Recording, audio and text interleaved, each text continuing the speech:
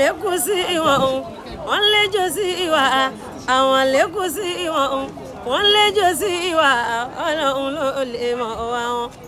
Abẹnìyà káròrè òṣè ti gbọ́ ojú tó lé vlog ní kẹ́mọ́ o ojú tó lé tẹlifíṣàn náà ni bẹ́ẹ̀ ò bá tì mọ́ ojú tó lé ẹ sáré lọ gbéra wá aláṣẹ ojú tó lé tv náà ni mo ń pariwo TFK Ajitaofiki náà láláṣẹ ojú tó lé tv ẹ ṣáà ti máa gbọ́ wà á ti máa gbọ́ wà á ti máa rí ojú tó lé tv ojú tó lé tẹlifíṣàn ó wà káàkiri àgbáláyé ẹ má wo ojú tó lé tv ní kẹ́mọ́. àwọn ẹ bá mi dárúkọ yín lẹ́ẹ̀kan sí i. Orúkọ mi ni Bọ́lá Àlàbí Dúrójayé. Àlàbí Dúrójayé. Mo jẹ́ òṣèré ANTP. Ok, òṣèré tíátà ní. Ẹlẹ́mọ̀ṣọ́ Theatre Group Ilé-Ifẹ̀ olọ̀gá mi Ilé-Ifẹ̀ bẹ́ẹ̀ ni àti Ìlérí Olúwa oníṣàláìṣẹ́ ọmọ onílẹ̀ Theatre Group àwọn ọ̀gá ANTP fẹ̀ nìyẹn àwọn ìfàmù ọmọ onílẹ̀ yẹn ló ṣe èso àmọ̀nà. But Ẹlẹ́mọ̀ṣọ́ Theatre Group yẹn ẹni tí ó kọ́ Ẹlẹ́mọ̀ṣọ́ ní iṣẹ́ òní Ẹ̀dà Onílé-ọlá. Gẹ́gẹ́ bí Ẹ̀dà Onílé-ọlá máa ń wáyé bá a ṣe mítìn nífẹ̀ẹ́ torí àwọn lọ̀gá ọ̀gá mi. Ẹ̀dà Onílé-ọlá mọ̀ mí dáadáa. Lórí ọ̀rọ̀ kí n Dr. Saheed Òṣùpá òṣèré ni mí. Ìrìn àjò yín ibo lẹ ti pàdé báwo ló ti bẹ̀rẹ̀. Bẹ́ẹ̀ ni bá a ṣe pàdé ni mo sọ fún yín pé ní Anthony Village. Dáàdì tèmi kọ́lé sí Maryland OCS. Dáàdì tí wọ́n kọ́lé sí Anthony Village ní Saheed Ọláfà. Tọ́ọ̀dì kí n Dr. Saheed Òṣùpá. Ọ̀rọ̀ 96 ni mo sọ báyìí wọ́n ti di star. Òun náà ni Saheed Òṣùpá tó ń kọrin ṣé Ọláfà tẹ̀ ń sọ náà ni. Bẹ́ẹ̀ ni ọ̀rọ̀ Saheed Òṣùpá tó ń kọrin ni mo.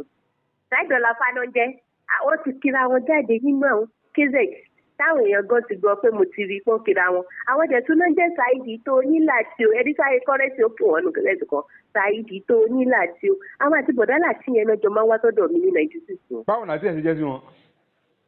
Láti ẹ̀ lẹ́gbọ́n wọn. Láti lẹ́gbọ́n wọn. Ẹ̀gbọ́n ni láti jẹ́ fún wọn. Sáyé kọ́rẹ́sì mọ bọ̀dá láti yẹn dáadáa tó kì ó kì Saheed Òṣùpá síta pé Saheed tó ní láti o Saheed tó ní láti o. So bọ̀dá Saheed bọ̀dá láti yẹn náà ẹ̀gbọ́n wọn ni wọ́n jọ máa ń wá gbà yẹn ni gbogbo gbà yẹn wọ́n jọ máa ń wá 96 yẹn. Bọ̀ ìgbà yẹn kò sí màá kọrin. Wọ́n kọrin o ẹ̀yàn kó wọ́n sọ pé mo ti bẹ̀rẹ̀ erin 1983 mo kọ fàdísíkò 1 mo kọ bíi blues mo tún kọ sọ́ọ̀fù solo ṣùgbọ́n wọ́n sì lókìkì. Wọ́n ti lo ìsìnkú ẹgbàá tẹ́ mọ́ra. Ṣé mo pé olùkọ́ bá sọ pé kéṣẹ́ẹ̀tì tán fi lókìkì tí gbogbo ayé mọ̀ wọ́n stainless idonpi àbí àti master blaster that was 97. Bẹ́ẹ̀ni torí èmi ló máa ń gbórin wọn. Ìkẹ́tẹ̀ ń sọ yìí ó máa fẹ́ tako làákàyè ó fẹ́ tako bí ẹni pé èèyàn fẹ́ parọ́ mọ́ yàn. Rárá ẹ jẹ́ ká ríra ṣé mo fẹ́ ní téèyàn bá parọ́ mọ́ téèyàn bá ríra lójú korojú ẹni àti wọn mú kẹ́kẹ́ tó wá papọ̀. Ok tẹ́ bá ní wọn báyìí. Bẹ́ẹ̀ni inú mi á dùn. Ok. Tẹ́ bá ní ìváìsì wọn náà wọn tàbí kí wọ́n bá mi lówó dé ẹ̀yin press ẹ lè tẹ̀lé wọn. Owó dé bolẹ̀ yín wá sí owó dé ìdírò pé sọ pé lọ sí Ebu God School. Tẹ́ bá ti yà ní Ebu God yẹn ọlọ́pàá ti gbọ́ sí ẹ sọ pé ẹ béèrè ọlọ́pàá tí ó ní iléeṣẹ́ bàbá Ìjẹ̀bú tó wà ń bẹ̀. Ọlọ́pàá yẹn ẹ béèrè ìyá fífọ̀ lọ́wọ́ ẹ̀. Bọ́lá nílò pé máa jáde ibẹ̀ gan ni mo ń ṣe. Bí wọ́n nílò pé àwọn kan ló sponsor yín pé kẹ́ ẹ fi bà wọn lórúkọ jẹ́. Rárá o mo níyà mo fẹ́ rescue wọn ni àwọn ìyàwó yẹn lọ́pẹ̀ nípa àwọn ti fẹ́ pa wọ́n báyìí o. Wọ́n tó ní wọ́n wá sí ibi lájà ní 2010 àjàrà ẹ bẹ́ẹ̀ ni gbogbo wọn pátá ó pọ̀ gan àti Saheed kan Samuel Ọlọ́tà olólórin tó gbàgbọ́dé tiwọn.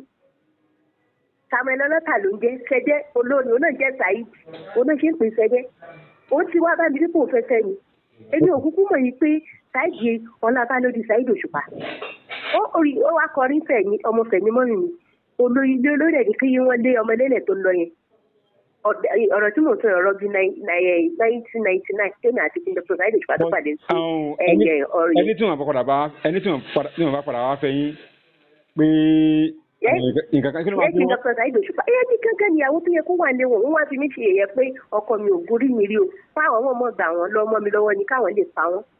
Ṣé nǹkan tẹ́ ń sọ yìí? Ìyẹn yàrá torí ìyá nọ́mbà wà lọ́wọ́ mi máa fún yín ní nọ́mbà ọ̀rẹ́ mi tímọ́tímọ́ tọ́yàn tì mí ọ̀rẹ́ mi yẹn ló jẹ́wọ́ fún mi. Sọ̀rọ̀ inú ẹ̀mí lẹ́ ń sọ àbọ̀rọ̀ ara. Sá. Ṣé ọ̀rọ̀ ẹ̀mí lẹ́ ń sọ àbọ̀rọ̀ ara? Ọ̀rọ̀ ẹ̀mí ni mo ń sọ mo ń jà fún ẹ̀mí wọn kó má bọ̀ ní ọmọ tèmi ti bọ́ sí mẹ́ta. lórí mo sọ pé ṣé spiritual person ẹ̀yin ni. bẹ́ẹ̀ ni gẹ́gẹ́ bí mo ṣe wà ẹ́ bẹ́ẹ̀ ni spiritual person ni mi o Jésù gan ìwà láyé Jésù wọ́n jẹ́ àbọ́lọ́ya àbí. èmi ò gẹ́gẹ́ bí mo ṣe wà yìí ìránṣẹ́ Ọlọ́run lè ní èmi dẹ̀ máa ń gbàdúrà so Jésù gan náà fi picture Saheed Òṣùpá ràn mí pé mo wá sọ pé Saheed Òṣùpá bẹ́ẹ̀ ni mo pé kínní mo wá sọ pé kí n wò ó wípé Saheed ọ̀la fa mo wá ní òkú àbáyé pé láti 96 pé ní ìfojú kàn wọ́n mọ̀. àwọn ògbọ́n ní bíjáde ti pè é ní ọlá fárì. sá. àwọn ògbọ́n ní bíjáde ti pè é lọ́la fárì. wọ́n pè wọ́n bẹ́ẹ̀ ẹyẹ mo torí ẹ̀ mo ṣe ní kẹ̀kẹ́ wá papọ̀. orúkọ wọn nìyẹn tẹ́ bá lọ bá wọn wá sọ fún wa fún yín pé àwọn ìyàwó yẹn gan-an sọ pé ọbí o àwọn mọ̀ ní Saheed ọ̀la fa o báwọn ọmọ mọ̀ ní kó má fi. ṣé mo kọjọ́ tí òun àti ṣe mọ̀ pé èèyàn lè fẹ́yàn nú ẹ̀mí in the spiritual realm. kò ń ṣe spiritual afẹ́ra láti kékeré ni láti ìgbà tó wà ní ìṣèjì láti sọ̀rọ̀ tó bá ní first wife fún wọn. kò ń sọ̀rọ̀ spiritual rẹ̀ ẹ wò spiritual rẹ̀ ifá gẹ́gẹ́ sí ṣé mo ìrísìsì mo ti mọ̀ fáwọn gan lọ́kọ mi ọdún kẹsàn-án ní tí mo tó wá wọn. kí tó má rí lára nǹkan bíi 2008 bàbá fàtàn ló pè mí wípé kí n jọ kí n wá báwọn fẹ́ rí mi. bọ́ọ̀ kí n lọ sí eré wọn ní kí n lọ ságbo wọn ní kẹ lọ bá wọn pé èmi nìyàwó yín. ní kí lọ kódà mi lọ agbo wọn rí ọlọ́pàá náà máa pàdé 2010 nínú tẹlifíṣàn mo ti rí wọn tí mo lè gbà wọ́n wá fẹ́ ṣe ọdún Olúfimọ Saheed Òṣòdì ló wá tàǹkárá yẹn èmi wà lọ ràǹkárá yẹn lóṣòdì ó wá fún mi nọ́mbà wọn padà.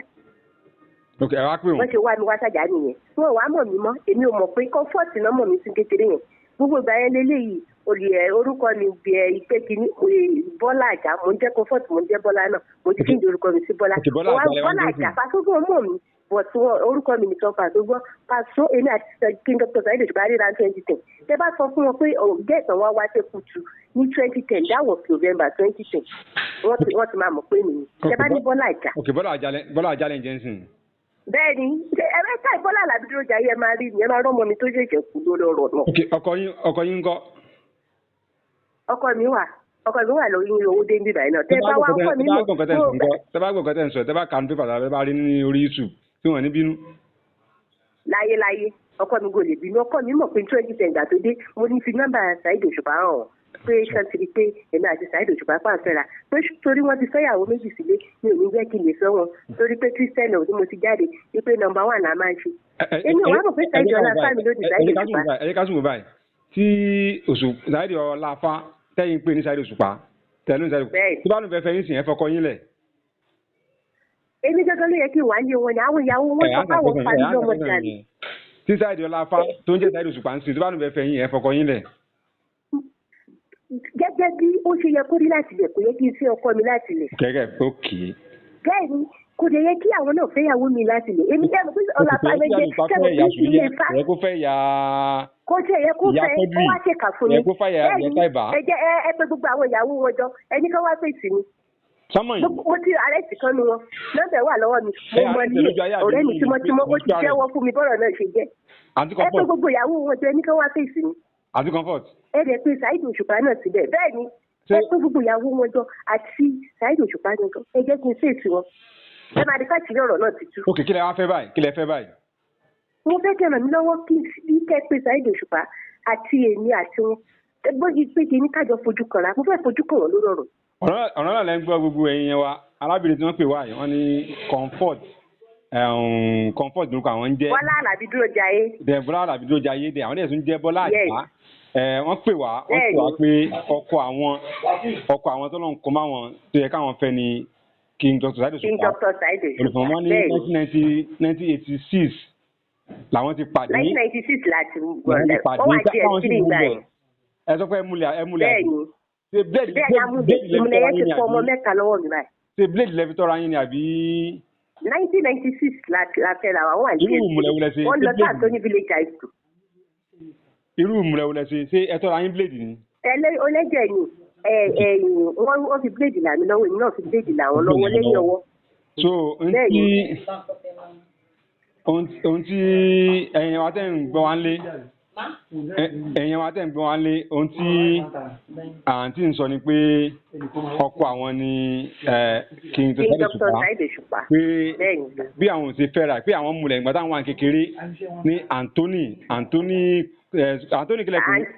Àjàó estate Anthony village nínú Àjàó estate. Síbẹ̀ ni àwọn ti pàdé Dr. Saheed Òṣùpá táwọn lè fẹ́ ra táwọn sì múlẹ̀ pé ìmùlẹ̀ yẹn báyìí ló jẹ́ kọ́ ọmọ kú mọ́ àwọn lọ́wọ́ pé ara àwọn yẹn náà dẹ̀ ni ò jẹ́ kí Saheed Òṣùpá náà kì í jẹ́ káwọn náà lálàáfíà dáadáa. Ara tèmi náà gan ò yá.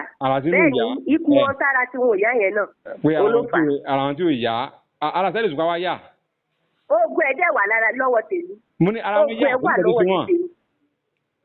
Ara wọn yá ikú wọn tó ga yẹn ni. Ikùn ọ̀pẹ̀ ń sọ wọ́n jẹ́ yóò ní ọlá ló dé. Ọládé tòótọ́ ṣùgbọ́n bó ṣe wà yẹn àwọn kan. Àbáwọn kan ló sponsor yín ni. Ṣé òkú lè ràn yàn lẹ́wọ̀n? Ṣé òkú pọ́tébù ṣe mọ̀ pé ọjọ́ tó bá ṣe ṣe mọ̀ pé fọ́ọ̀dà mẹ́wàá ní bí òun ṣe pẹ́ dárí. Àbáwọn kan ló sponsor yín. Ó ẹ̀dá àbáwọn kan ló sponsor yín pé kẹ́ bá wọn lórúkọ jẹ́ àwọn kan ló sponsor yín. Kò sí anybody tó sponsor mi èmi fẹ́ fojú kan wọ̀nyí. Ẹ fi ìpè yín búra. Kọ́rọ̀ náà lè ṣètù. Ẹ fi ìpè yín búra ìpè yín ẹ fi búra kí wọ́n sponsor yín. Níwájú Ọlọ́run alààyè tó bá jẹ́ pé anybody sponsor mi ni gbogbo nǹkan tí mo wà ní ayé mi ti má rí. Àní ìlú jù báyìí lọ fún sáà yìí ẹ fi nọ́mbà yín lẹ̀ ẹ pe nọ́mbà yín bí àwọn èèyàn lè rí kíngin náà lè wọ́n fẹ́ pè wọ́n fẹ́ bá yín sọ̀rọ̀ ẹ fi nọ́mbà yín lẹ̀ ẹ kẹ̀sì wọ́n fẹ́ bá yín sọ̀rọ̀ nọ́mbà náà lè pè yín sí.